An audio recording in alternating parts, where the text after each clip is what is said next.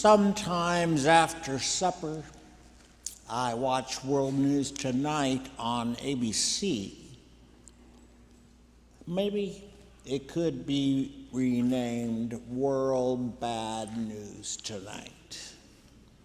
Stories about war and violence, stories about trying to make ends meet on a minimum wage salary, stories about wacky weather and natural disasters.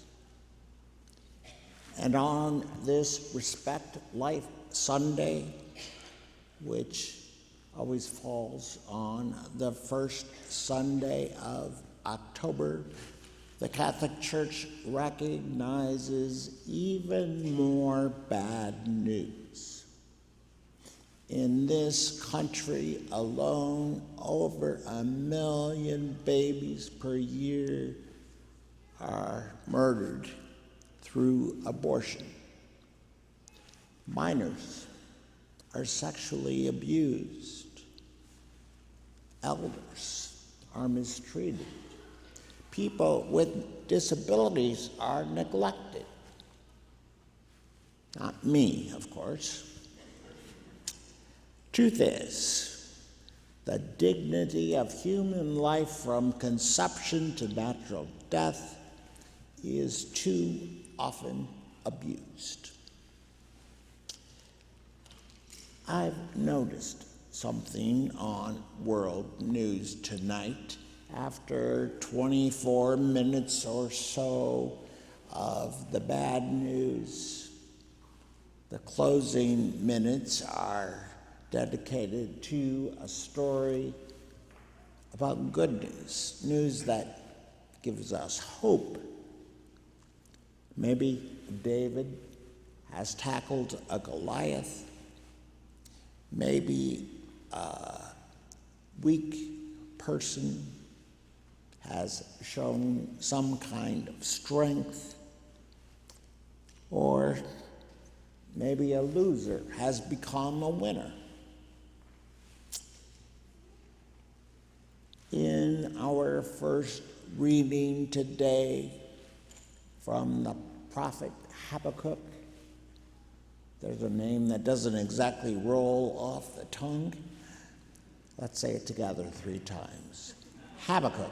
Habakkuk, Habakkuk. Habakkuk may have been watching too much World Bad News Tonight, because when he looks out around him, all he sees are bad things. The country of Israel has been invaded, and there's terror, discord, and violence everywhere he looks.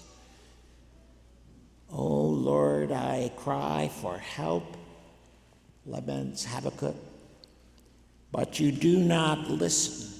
I cry out to you, violence, but you do not intervene. Why do you let me see ruin? Why must I look at misery? Just like on World News Tonight, however, the ending of the book, or at least the ending of today's reading from Habakkuk, ends on a positive note. God asks him to write something down so that it won't be forgotten. The vision still has its time, presses on to fulfillment, and will not disappoint. If it delays, wait for it.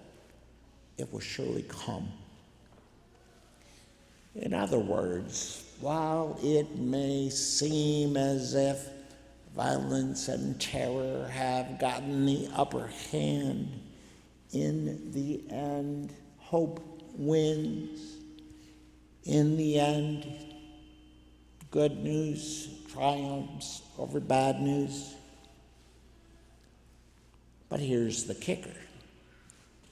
God tells Habakkuk, you must wait.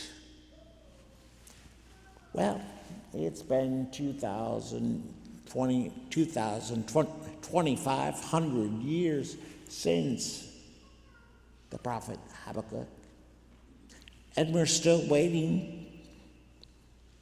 Habakkuk's cry of how long, O Lord, has been on the lips in one form or another of faithful people right up to here and now. God's response to us is the same as his response to Habakkuk. Wait, wait, wait. I don't know about you, but I sometimes get tired of waiting. In my impatience, I could cry out to the Lord, kind of like the apostles did in today's gospel. I'm not enough. Increase my faith.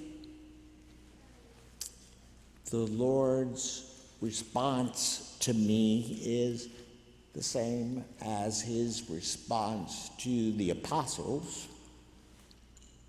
The issue isn't faith. You already have all the faith you need. Of course, it's not just me. You already have all the faith that you need too. The issue isn't the amount of our faith. The issue is the amount of our trust. Believing that God can turn bad news into good news, that's faith. Believing that God will turn bad news into good news, that's trust. Each time we gather for Mass, we proclaim our belief that our God has a history of turning things upside down. The death of Jesus became the resurrection of Jesus. Bad news can and will become good news. But for that to happen, we must pray to God. We must also do our part to respect life, the life of everyone, the lives of people living everywhere. Not only are the unborn children of God, so are we all. The vision still has its time. If it delays, wait for it. It will surely come.